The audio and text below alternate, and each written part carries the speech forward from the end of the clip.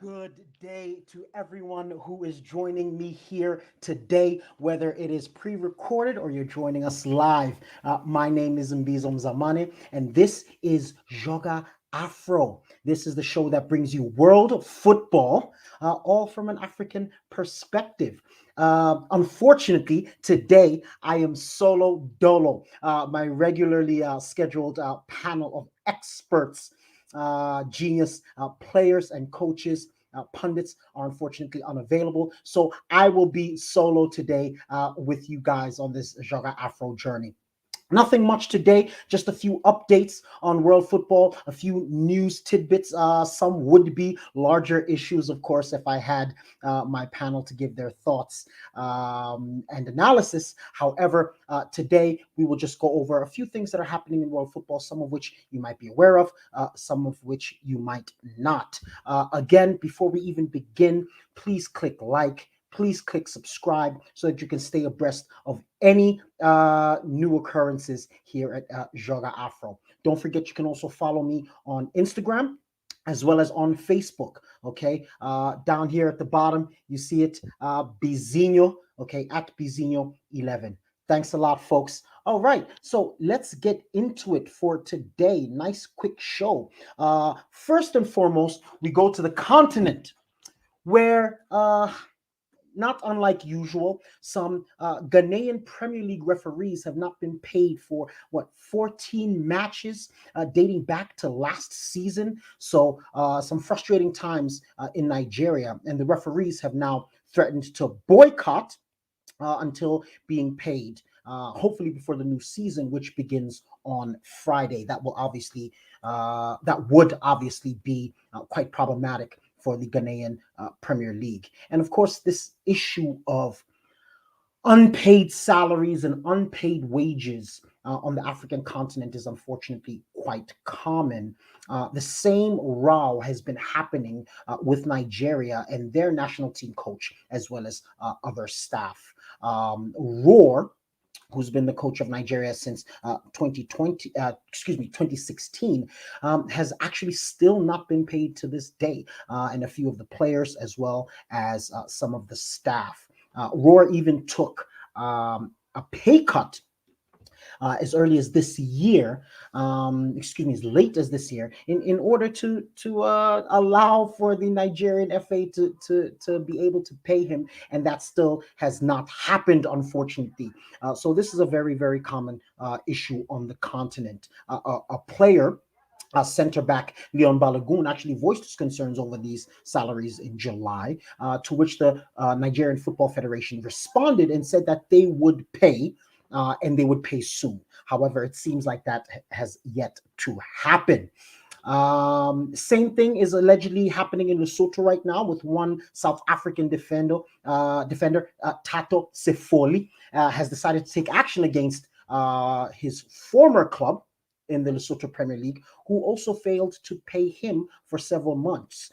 He alleged that he filed a complaint with FIFA because every time he spoke to the club and asked them, when will I be paid? When will I be paid? They said, well, we can't pay you the full amount because we are in financial difficulty. But of course, that is the commitment that they made to the player, and he would like that commitment fulfilled. So again, this is very common on the continent, and hopefully these issues are resolved very, very soon. Jumping towards the north, in England, Marcus Rashford, Ivan Toney, Nikita Paris, who's the female player for the Three Lions, Nuno Santo, and Ade Oladipo, who's a presenter in England, have been celebrated by England's football blacklist, which is what? It's essentially an award that was founded by Rodney Hines and Leon Mann in 2008, which celebrates black footballers' positive influence on the black community, a professional community, and just local communities in general. Obviously, This is a fantastic award for anyone who cares about the welfare of Black communities across the globe. As a Pan African, of course, I do. And these five ladies and gentlemen have been awarded this prestigious certificate for all their work in England's Black communities across the country. So that's fantastic stuff. Look that up. Guys are doing some fantastic work. Moving on to some more exciting news. Mohamed Salah. I feel like every week we have something else to say about Salah. I promise you, this isn't me being some kind of weirdo fanboy, but the man just keeps breaking records. And for as long as he's breaking records, I'm gonna have to talk about him. Mohamed Salah over the weekend. Manchester United and Liverpool Football Club. Of course, one of the largest derbies in England and one of the largest derbies in the world. And Salah just keeps doing it. He does it again. Mohamed Salah, of course, with a hat trick, a spectacular hat trick again, breaking more records. With that hat trick, he was the first player in the Premier League ever since its inception to score a hat trick at Old Trafford. Okay, so this is immense. In British football terms, in world football terms, this is an incredible accomplishment. He also became the highest scoring African, of course, in the EPL, overtaking Didier Drogba, which, if you ever got to see Didier Drogba play, or if you go back and watch his highlights, this is also an incredible accomplishment. Didier Drogba is easily considered one of the top five best African players of all time. And Mohamed Salah has now bested him statistically as far as goals are concerned in the EPL. So that is incredible. First player ever in Liverpool Football Club history to score in 10 consecutive games. 10 games, that's a third of a season, or about a quarter of a season, actually, in England. Straight games. That's absolutely unbelievable. And he's the first Liverpool player to score in 5 consecutive away games since 1902. I don't even think Black players were allowed to play in 1902. Don't quote me on that. I might be wrong. But Mohamed Salah, again, just breaking records. And I said it on previous shows. It's not just that he's breaking records, it's the fashion in which he's breaking these records. Marvelous goals, incredibly consistent performances, not just with hitting the back of the net, but also assists, setting up his teammates, his work rate off the ball. I mean, he's just a fantastic player. And Ramuki, who's one of our panelists on a regular basis here on the show, will get upset with me, but I have to reiterate that leaving this man out of your top 10 African players of all time is absolute ludicrous. He's magical. The African Messi, as some of us like to dub him. But this brings me to another question, which I've been mulling over with some other great football proponents, at least great in my opinion, that Manchester United is poor. Oli is extremely poor. And he was never really qualified for the job. What qualified Ole for the job? Well, I suppose it was, and many people would agree, the fact that he played for Manchester United and he has the DNA, we like to say, of the club in him, right? He knows the DNA of the club. He understands the club. He played under the club's most successful ever manager, one of the best managers in world football history. But he was not qualified for the job. Whenever there are talks about the lack of diversity in English football, where are the Black managers? Many of whom have played for these top clubs and were more successful, both individually and maybe team-wise than Ole, although that's arguable. Where are these Black managers managing in the EPL or in other top leagues around Europe?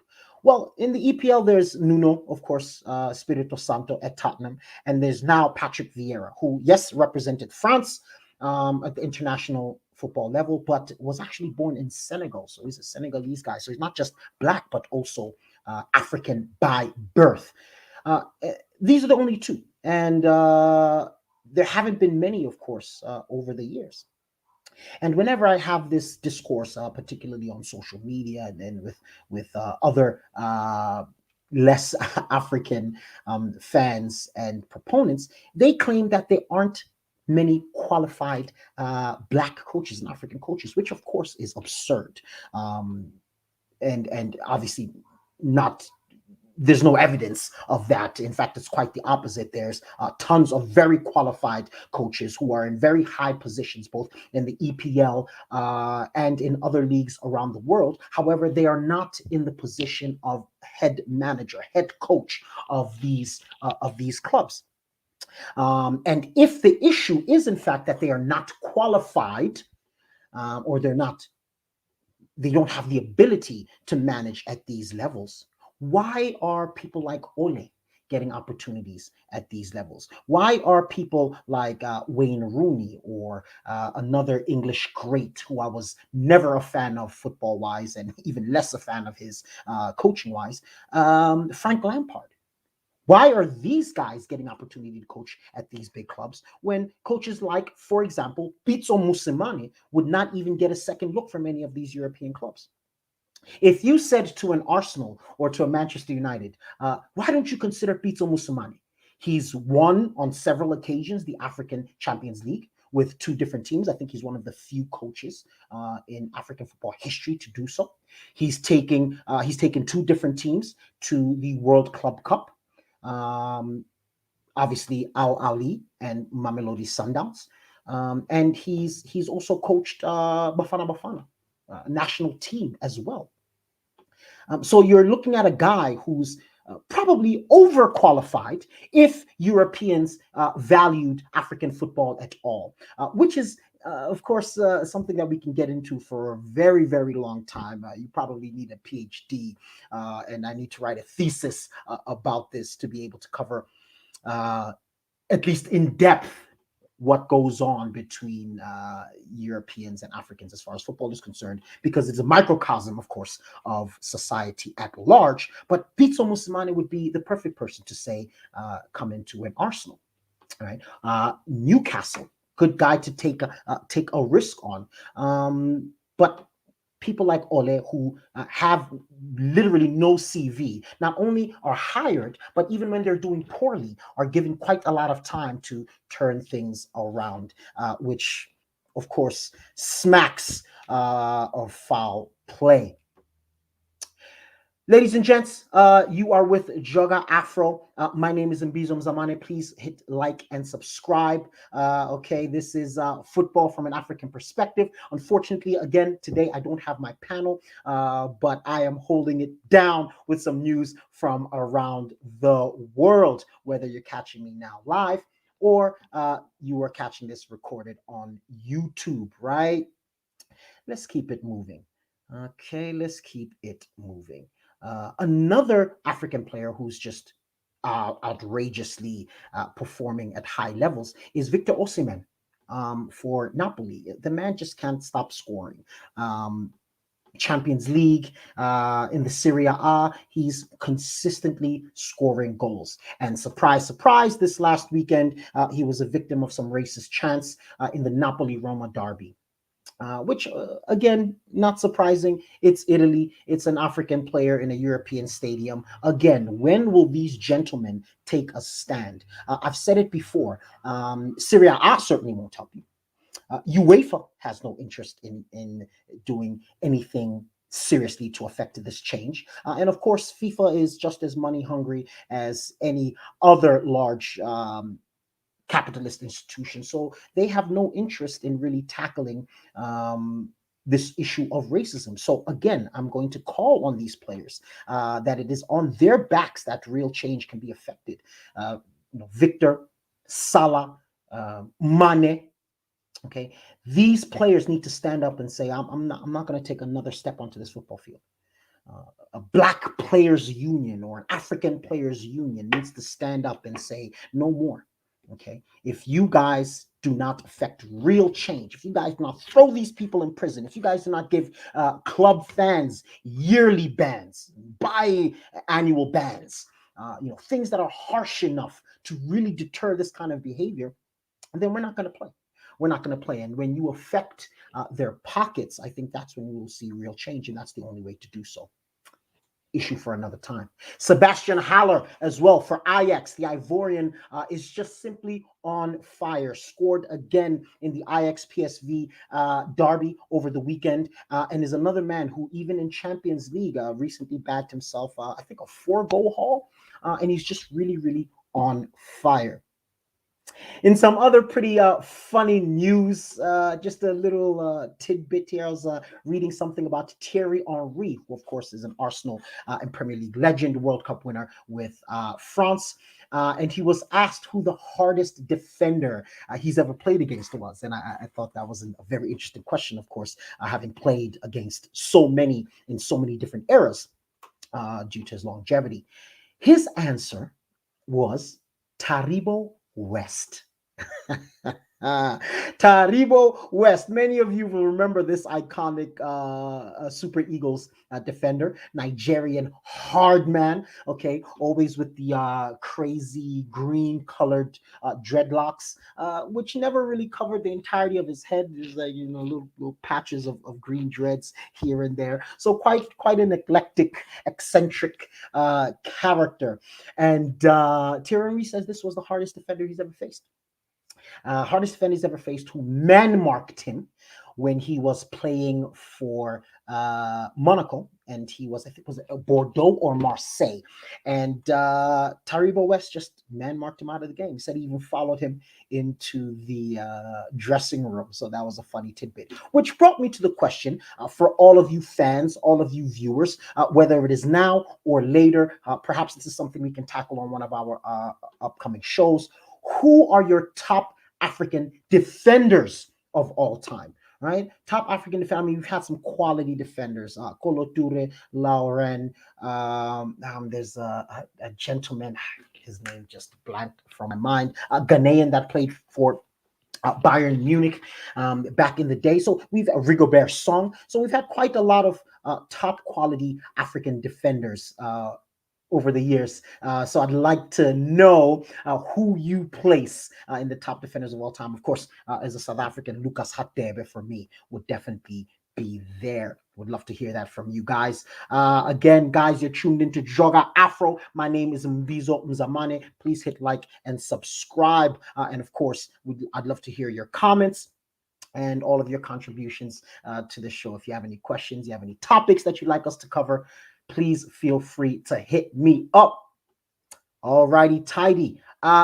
There have been qualifications now for the African Champions League, CAF Champions League group stage teams have now been selected. The groups are dominated, I think, unsurprisingly, by North African teams, in particular Nigeria, Morocco, Tunisia, and Egypt, who all have more than 2 teams, or 2 at least teams in the group stages. And of course, Algeria has more than that even.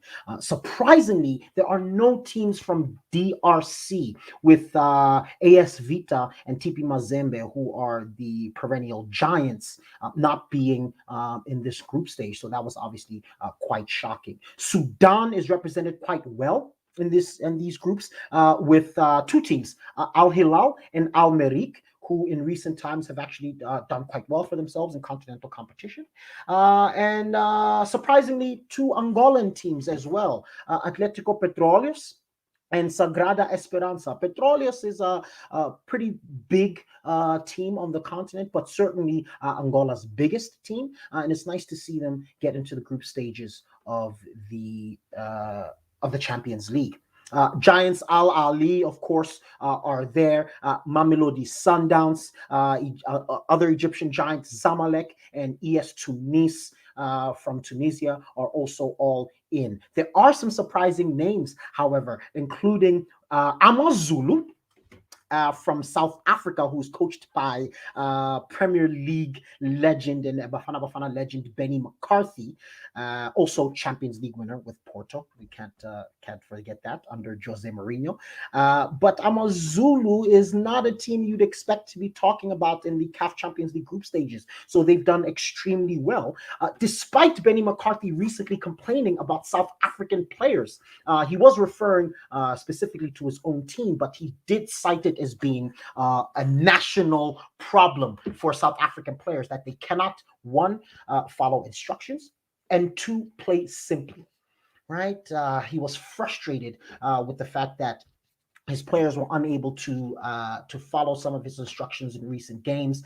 They preferred to express themselves a little bit too much. And while, of course, we love players that can express themselves artistically on the football field, getting the job done at the professional and international level is slightly more important. I think you'd all agree. But despite those complaints, Benny's team has now made it to the group stages of the CAF Champions League. So obviously he's doing something right. The other team that is an enormous surprise is Jwaneng Galaxy out of Botswana. Botswana football, that's not something you necessarily put together. Maybe cattle herding, but certainly not football. And no offense to my Tswana peeps. I love Botswana. And some of my family's from there, including my aunt, who was born in Gaborone. Anyway, Jwaneng Galaxy knocked out Tanzanian giants Simba SC, who, after a lot of really impressive recent growth, was actually expected to make it into that group stage. So a lot of interesting things happening in the CAF Champions League. We'll keep an eye on that for you.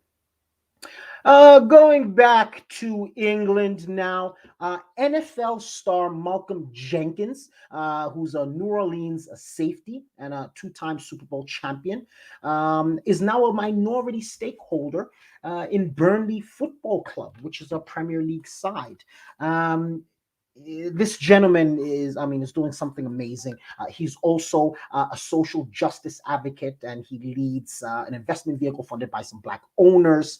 And so, him and his conglomerate have now purchased a minority stake in Burnley FC. Why is this significant? Well, for two reasons. The first reason is that maybe you might or might not know, I've mentioned it a few times on this show, but Burnley is not known for its diversity, neither as a football club nor as a community at large. In fact, Burnley was the stadium in which last year, when there were the Black Lives Matter protests, a fan with his own money out of his own pocket, and I'm not sure, maybe it was a few other people involved, flew a banner over the stadium that said White Lives Matter. Of course, all the Premier League teams by Premier League mandate have been taking the knee before all the games, which of course has become a bit of an empty gesture. But not doing so, I think, is not an empty gesture. It demonstrates for me that you are not a proponent of change. You are not a proponent of equal treatment by law and by social justice of individuals of color. But anyway, so this is important because this is Burnley. The mark of Burnley. They've signed their first Black player in ages, or African player to be more accurate, in ages. I think he's the only one at the club. And they have been criticized quite frequently for their lack of diversity on their football team. So an African-American NFL star, Malcolm Jenkins, goes into Burnley and is a minority stakeholder. You hope that maybe some things will change, and that from the inside or somehow this can stimulate some kind of change in the Burnley community and football club. The other reason why this is important and notable is because it represents a growing trend in the creation of opportunities for minority athletes and entertainers across spaces and industries that are particularly lacking in diversity, especially with Black and African owners. Of course, many of you will know that LeBron James has a stake in Liverpool Football Club, which just warms my heart. LeBron James, a GOAT, Salla, Mane, Naby Keita, a few other African players at Liverpool, led by one of my favorite managers of all time, who has consistently been in support of diversity and inclusion. Jurgen Klopp. It's just a wonderful marriage there. Serena has a stake in Angel City FC, which is the female team in Los Angeles that play in the top flight in the United States. And then Naomi Osaka actually has a stake in North Carolina Courage, which is also a female team in the United States. So this is a move towards more and more opportunities, growth opportunities, and creation of opportunities for Black and other peoples of color in the entertainment and the sports industries. So that's fantastic. All right. Moving forward, folks, FIFA has decided to go ahead with World Cup every 2 years, or at least that's what reports are saying. Right?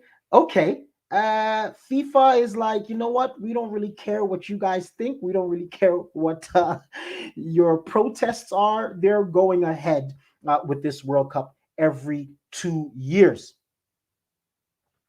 According to reports, they intend to inform all the national teams quite soon. So we should see some fallout from that very quickly. What do I mean by fallout? Well, for example, the Nordic Football Association. Yes, that exists. I discovered it when I was doing research on this issue. The Nordic Football Association, which is comprised of Denmark, Sweden, Norway, Finland, Iceland, and the infamous Faroe Islands, issued a statement threatening to leave FIFA if the new system is given the go-ahead. My personal opinion on that is, while I admire their protest, honestly, I don't think they'll be missed. Forgive me. I don't think they'll be missed. I think that this would be a good opportunity for FIFA to make space for more African teams. I mean, the top 7 or 8 African teams are all substantially better than the aforementioned Nordic Football Association teams, bigger profile players across the board, and certainly more entertaining football. So maybe this is a chance for FIFA to say, all right, in the FIFA World Cup, we're going to consistently give African teams more spaces. If you're interested in how FIFA rankings and therefore the World Cup is racist and prejudiced African countries in that competition, you can actually check it out on my YouTube channel as well. Joga Afro, Mbizom Zamane. I do have a video about how the structure and infrastructure of the World Cup system is prejudicial to African teams. So check that out. There should be more space for us, right? Especially in today's football, where it's very difficult for you to find an find a club, in Europe, a top club or otherwise, that does not have a quality African player. Right? And then the last little thing is really just a shout out and a nod to all my South Africans to say we will have 2 South Africans at the FIFA World Club Cup this year. Tulani Serero will be representing Al Jazeera of the United Arab Emirates. And of course, Percy Tau, which I mentioned earlier, will be playing for Al Ali. And look, this is as good as it gets for South African football fans in recent history. We have not done very well on the international stage. We've not even done well on the domestic football stage as far as our players at big clubs around the world are concerned. So it's nice to see some South African players really making some accomplishments in the world football stage, on the world football stage. All right. So before I bid you all adieu, I'm going to check out some of the comments coming in from some of our perennial viewers, and some are, of course, our panelists who are unable to make it but are still showing support from where they are. Bom dia, irmão, from Chad Peterson. Bom dia is Portuguese for good day or hello, right? Amazulu toppling the mighty TP Mazembe, right? And that's what I mentioned earlier. Minnows, really, in both South African football and African football, Amazulu really took down a giant there, a really real David and Goliath situation with TP Mazembe falling victim to and a great Amazulu performances, excuse me, right? Also from Chad Peterson, shows how incredible the money in American sports is. This is in reference, of course, to American athletes who are buying stakes in world football sports teams, including, of course, LeBron James and so on, and Jenkins, who I've just mentioned. And yes, incredible money in American sports. And I think also, very importantly, it demonstrates the power, financial and influential, that African Americans have in the global Pan African community. And I've long said that I think African Americans, who in pretty typical American fashion, have really focused on their own problems as a people, which of course there's nothing wrong with that. African Americans have their own problems with race issues in America, as any Africans or any Black people in nations around the world do have, including in African nations. But I think it's demonstrative of the power, the financial power to change the world. The Pan African world, the African, the Black world, outside of the United States, that African Americans have as a whole. Of course, the athletes, but as a whole, the community. A friend of mine, and a friend of mine and I were discussing this issue some time ago, and he mentioned that African America, if you remove African Americans from America and you calculated their their GDP, they would actually be one of the highest GDPs in the world as just African Americans. So you can imagine, with a little bit of coordination, with a little bit of impetus, what kind of change and what kind of impact that could have on Black and African communities, Pan-African communities around the world. Of course, everyone will know that African Americans are called that because they're descendant of Africans. And as a part of this African American community are uh, Africans and Black people from across the world who have now come to make up what African America is. Okay, so that's something that's I've been thinking about for quite some time. All right. Let's keep it moving here. Another comment from Temba Maluleke, who's one of our panelists as well. Coach Beatzel. Temba, of course, is an enormous fan of Beatzel's, and quite some time ago, when I was not quite convinced with Beatzel as a coach, he was consistently and faithfully backing him, calling him the best coach in Southern Africa, which he's proved to be, and potentially, arguably, the best coach on the African continent. And it's a delight to be able to say that as a South African, as we tend to struggle for good coaches. We tend to struggle. Talented players who are poorly coached, and thus the predicament of our national team. Moving on, Chad Peterson is also very active today. Sir Jingles, that is Pizzo Musemani's nickname, Sir Jingles. I'm not sure where that comes from. Maybe you guys would like to let us know where that comes from. And then finally, another comment here from Milton Klatling, who's often on the show with us as well. We are inside ZA, right? That's South Africa for y'all. Okay. Thanks a lot, folks, for all your comments. Thank you so much for being here with me today. Unfortunately, this is where we're killing the show today. I just wanted to hit you guys with a few updates and some things that have been going through my mind over African football. Folks, African football is growing. African football has an enormous opportunity right now to capitalize on the popularity of African players across the globe.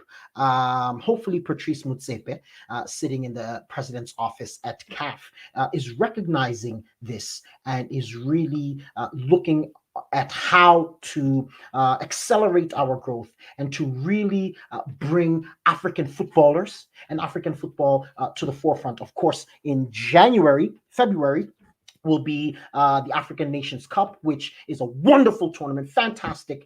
Despite the Europeans having the larger, more popular teams in the Euro Championships, for me it was, pretty boring for most of the time.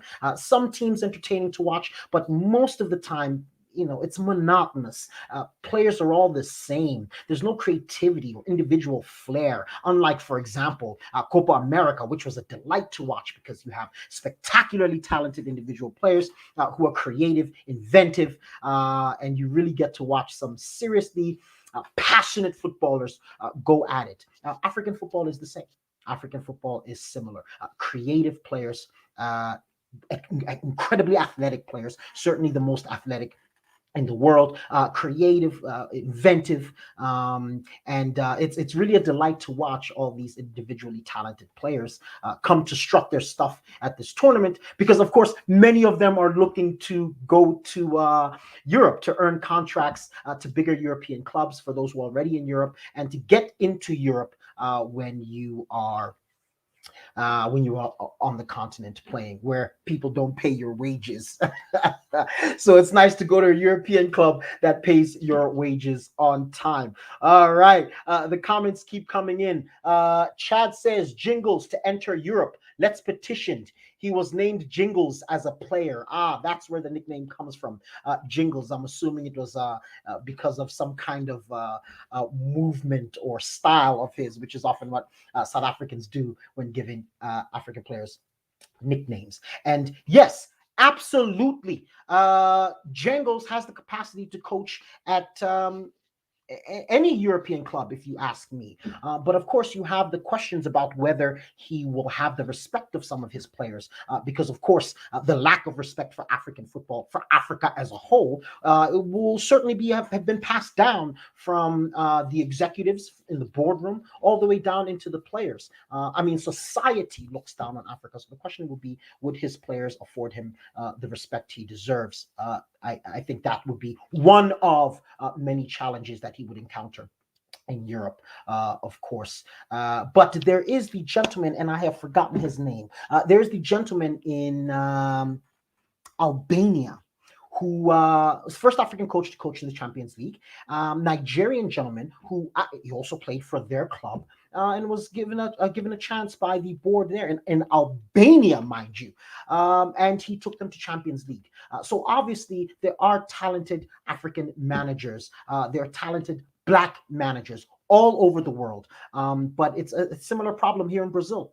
Black managers are not getting opportunities, and it is a discourse that I am seeing more often on Brazilian TV and sporting networks as to why are there not more Black coaches. And of course, ignorant idiots say the same thing: there aren't enough qualified Black coaches, which is absurd. It's absurd. There are, and they're just not given an opportunity where unqualified white or European coaches are. So this is it's a worldwide issue. I think this is the last comment we'll deal with today. AFCON has all the diversity, which is absolutely true. I don't think there is a tournament as diverse as the African tournament. And we're not just talking, of course, from a racial standpoint. We are talking about religious diversity. We are talking about lingual diversity. We are talking about all kinds of different kinds of diversity, including socioeconomic diversity as well. Some wealthier nations playing some broker nations and so on. But yeah, AFCON is fantastic. Different styles. Different peoples who come with different ethics for the game, different sensibilities about how football should be played, different kinds of fans. The fans are probably one of the most colorful things about AFCON is, the colors, the music, the sound, which is, by the way, again, one of the reasons why Europeans don't come to Africa to play, which is another thing that prejudice African teams as far as World Cup rankings are concerned. World rankings, which affect World Cup draws as well. Europeans don't come and play, and certainly they would have a hard time. England, in the heat of Lagos summer, yeah, it would be a lot harder for them to play Nigeria than playing them at Wembley in a British winter. So, these are the kinds of things that the kind of systematic ways in which African football is kept down. Anyway, conversation for another time. Last one is that actually it can't be the last one because there's another fantastic comment after this one. Well, but Chad is offering us some examples of fantastic coaches, African coaches in Europe. There's also the gentleman, I forget his name, at Wolves, right? Kolo Toure is assistant coach at Leicester, assistant coach at Wolves as well, Nigerian gentleman. Ado, Ghanaian assistant coach of Dortmund. Benny, assistant in Belgium. So African coaches are there. The African coaches are there, qualified. The only license that the Europeans accept is the UEFA Pro license, and these gentlemen have UEFA Pro licenses. They are qualified to coach in these big clubs in Europe, in any club in Europe, but they're not given an opportunity. Of course, boardrooms would rather hire an unqualified white coach than to hire a qualified black or African coach. And I'm pretty sure the same could be said for non-sporting institutions across Europe, United States, and sadly speaking, Africa as well. Right. Okay. I promise, guys, this is the last comment I'm going to deal with because I have to keep it moving. They tried to ban the Vuvuzela. Yes, they tried to ban the Vuvuzela. I remember during the World Cup, Spain complained that they are noisy and they can't hear each other play. And it's like they wanted, FIFA to ban that. You're going to ban something that's a part of our culture because you don't like it? Yeah, well, I don't like bullfighting. I'm not going to ask you to ban it, right? And I think it's silly and stupid. I also don't like racism. It's not like you guys have banned that, right? But yeah, excuse my minor aggression there. But yeah, this is pretty typical. African traditions, African ways, African cultures not being respected very much by Europeans, and obviously, again, that is football is simply a microcosm of society at large. The Vuvuzela was not banned, at least not in South Africa and many parts of the world. But I do believe they are actually banned in England. You guys correct me if I'm wrong. I'll wait to hear from you guys, comments, or hit me up via Instagram, etc. Folks, that's it for today. My name is Mbizo Nzamane. Okay, this is Joga Afro. Okay, please hit like, hit subscribe on YouTube. And of course, you can follow me on Instagram and Facebook. I do have a Twitter, but admittedly, that world is a bit much for me, but you can definitely hit me up on Twitter as well. Thank you so much, ladies, gentlemen, for tuning in. And of course, this is all African football. Excuse me. This is all football, world football from an African perspective. We are here every week, same time, same place. So please be on the lookout for that. Apologies to those who are big fans of some of our panelists that they couldn't make it today, but I'm certain that many of them will return for next week's show. Guys, thanks a lot for being here with me. You can catch the show anytime on YouTube, and I will see you next week. Deuces.